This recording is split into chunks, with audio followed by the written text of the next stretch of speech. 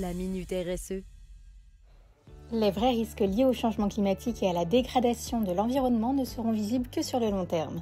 Info ou intox? Les risques environnementaux, ils sont déjà existants et surtout malheureusement, ils sont voués à s'accentuer sur le court, sur le moyen et sur le long terme. Ça veut dire qu'il est primordial d'enrayer le réchauffement climatique, mais qu'à côté, il faut aussi s'adapter et s'adapter à l'entièreté des risques environnementaux.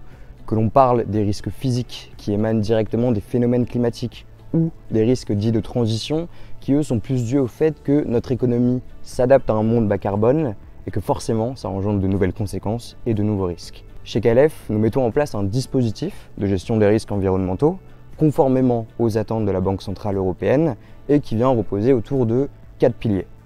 Le premier pilier, c'est l'identification des risques. Ici, le but, c'est d'identifier, mais c'est surtout de comprendre. Comprendre la source des risques, comprendre comment ils se transmettent et surtout comprendre leur impact sur nos activités, sur nos processus ou sur notre entité elle-même. Le second pilier, c'est la gouvernance. Comment on intègre les risques environnementaux dans notre gouvernance, dans notre structure organisationnelle et surtout comment on crée des indicateurs pour informer et pour faciliter les prises de décision. Le troisième pilier, c'est tout simplement la gestion des risques. Ici, par exemple, on parle d'intégrer des critères extra-financiers lorsque nous octroyons un crédit ou un financement, ou alors créer un plan de contrôle pour contrôler les processus opérationnels qui pourraient être impactés par les risques environnementaux. Enfin, le quatrième pilier concerne la communication.